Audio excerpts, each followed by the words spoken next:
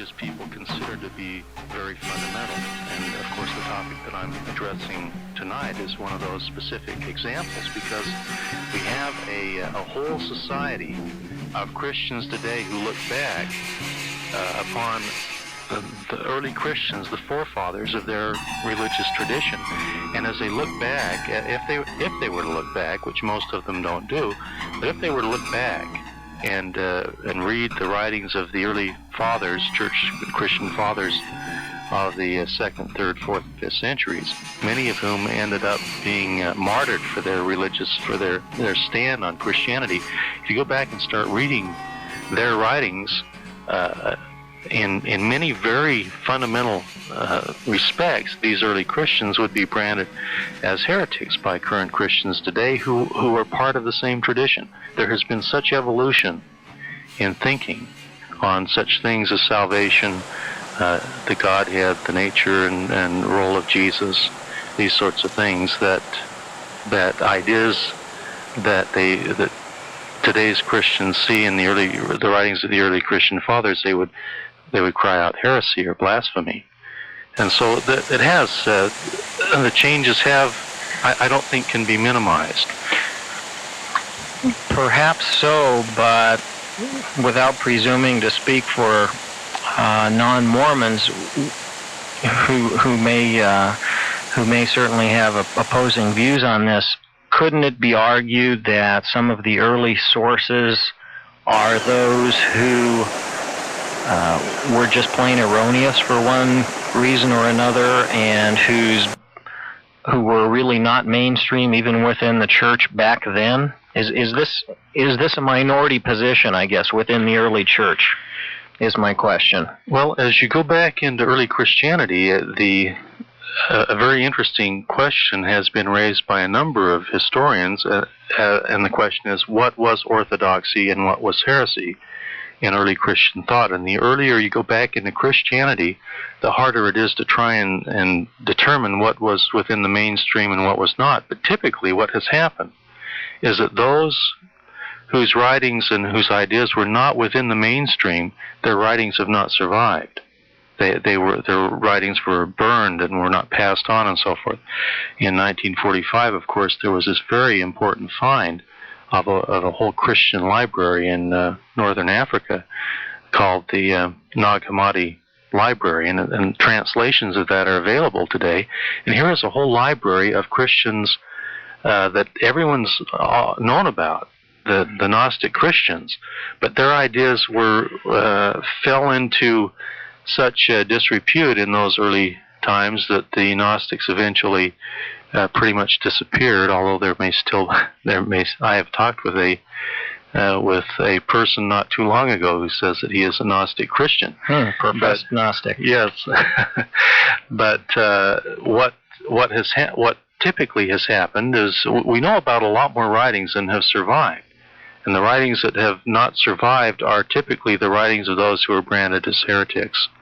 And so the writings that we do have, while yes, I think there could be some argument to some extent that some of their ideas were not part of the mainstream, there have been arguments of that nature in regard specifically to one of the great early Christian writers, Origen, who held some ideas that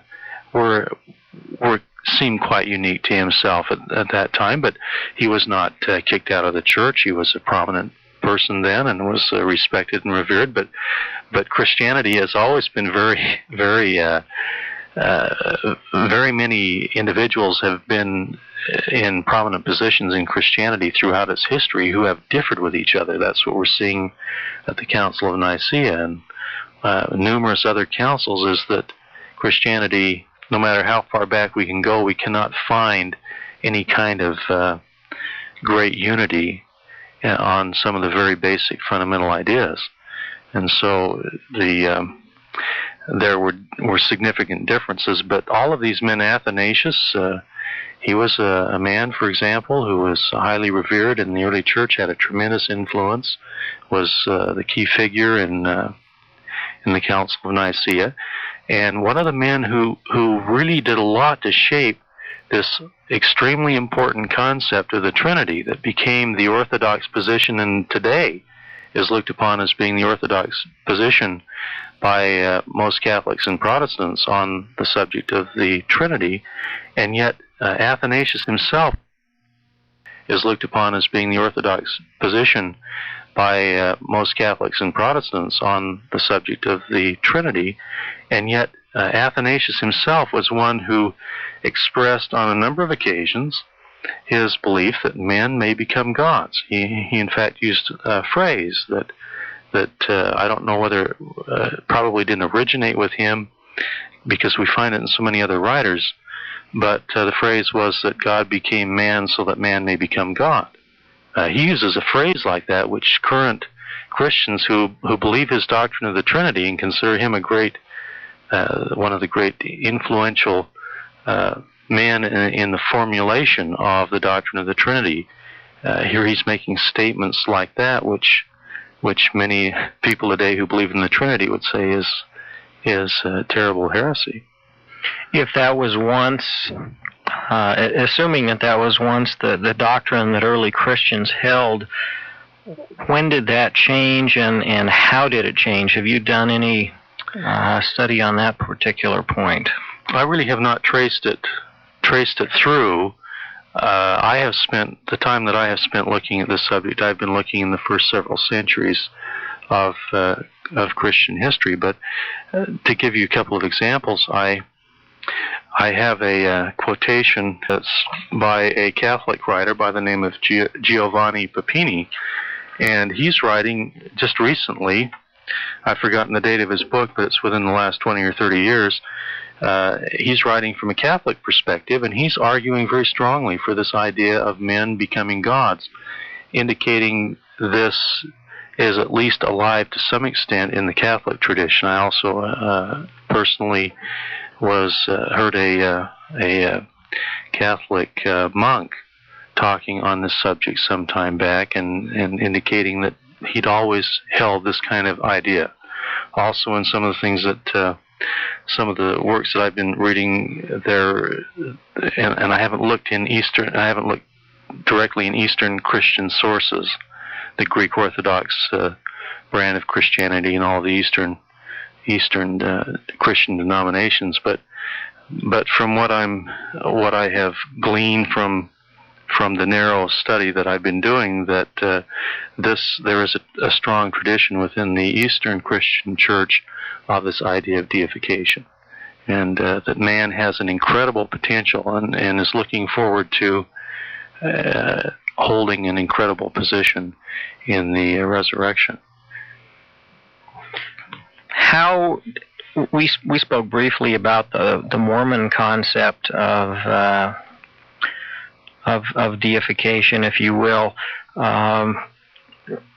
Could you explain a little bit more about that concept? It seems to me that the most famous example of that is the so-called King Follett discourse that was made by Joseph Smith.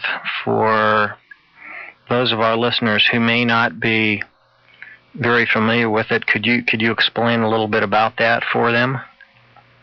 Yes, a subject that has been of a lot of interest to me for quite a number of years, in an area in which I've spent quite a lot of time, is looking at the sources from early Mormon writings that allow us to look at what was happening to Mormon doctrine in the very early years. Obviously, the Book of Mormon was translated in 1829. The church was organized in 1830, and Joseph Smith in 1830 was only 25 years old. You have a situation in 1830 of here is a church, a brand new church, and Joseph Smith is leading this church. As he's proclaiming himself a prophet, that God has directed him to organize a church, and that this church is in fact a restoration